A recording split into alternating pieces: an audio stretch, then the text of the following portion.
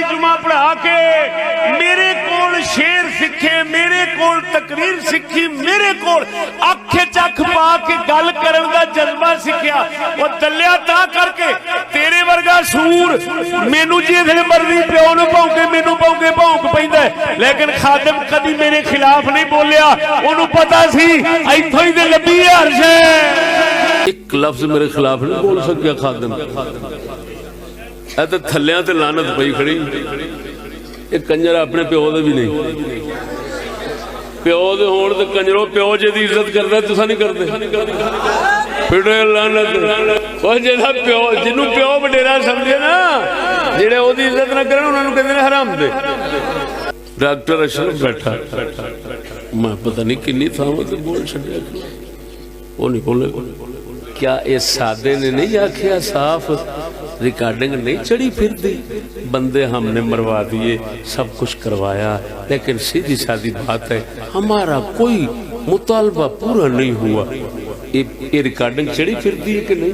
शबीर मुल्क से नहीं निकाल सके हम, सीधी बात है। वो हमसे हमारे मार्च से पहले जब मार्च शुरू हुआ वो खुद चला गया, खुद ही गया है, ये नहीं निकला। सीधी बात है, मुल्क बदर नहीं हुआ। मैं अभी आज भी कहता हूँ मुल्क बदर नहीं हुआ, शायद नहीं हुआ मुल्क बदर। मैं खुला कहता हूँ मुल्क बदर नहीं हुआ।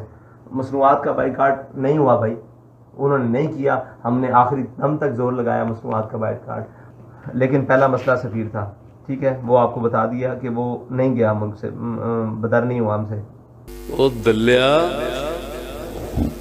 जिन्हां बंदे मराए ते कम यहूदियत दा कीता, मरा के उत्तों इकरार किया कि सारी तबाही लवाइए, मुतालबा एक भी पूरा नहीं होया।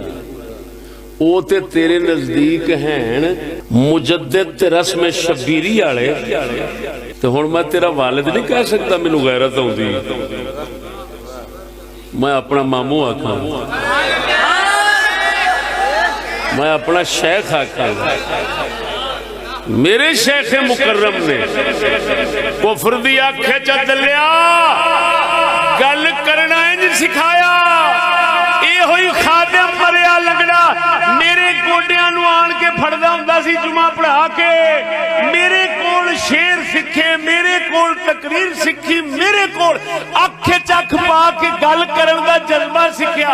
वो दलिया ता करके तेरे वर्गा सूर मैनू जिस मर्जी प्यो नूं भौंके मैनू भौंके भौंक पैंदा, लेकिन खादिम कदी मेरे खिलाफ नहीं बोलिया। ओनू पता सी इथों ही ते लभी है अर्श।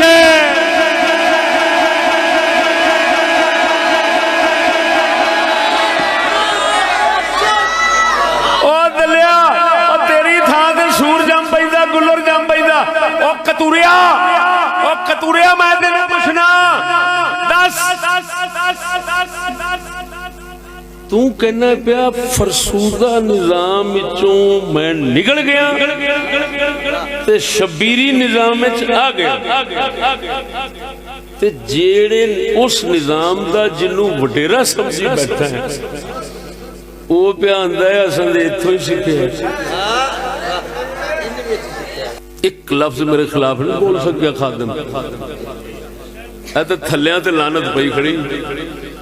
एक कंजर अपने प्यो दे भी नहीं, प्यो दे होण ते कंजरो प्यो जिहदी इज्जत करदा तुसां नहीं करदे। फिर लानत ओ जिहदा प्यो जिन्नू प्यो वडेरा समझे ना, जेड़े ओदी इज्जत ना करन उन्हां नूं कहंदे ने हराम दे।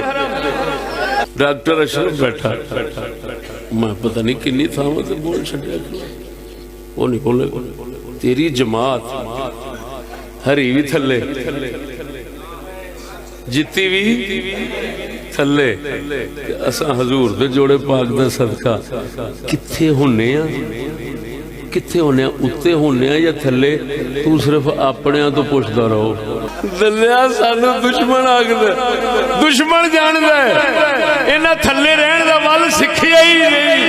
ये जदों भी रहिंदे ने उत्ते ही रहिंदे ने, और इंशाअल्लाह ओ लगड़िया ओ लगड़ाऊ असां उत्ते है, उत्ते रवांगे क्यों साडा शेख अर्शे मुअल्ला दा राही है।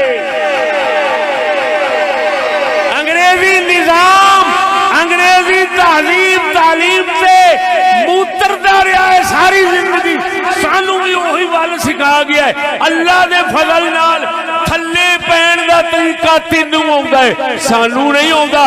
ਅਸਾਂ ਦੇ ਉੱਤੋਂ ਖਲੋ ਕੇ ਸਿਰਫ ਬੁੰਡ ਕੁੱਟਣਾ ਜਾਣਦੇ।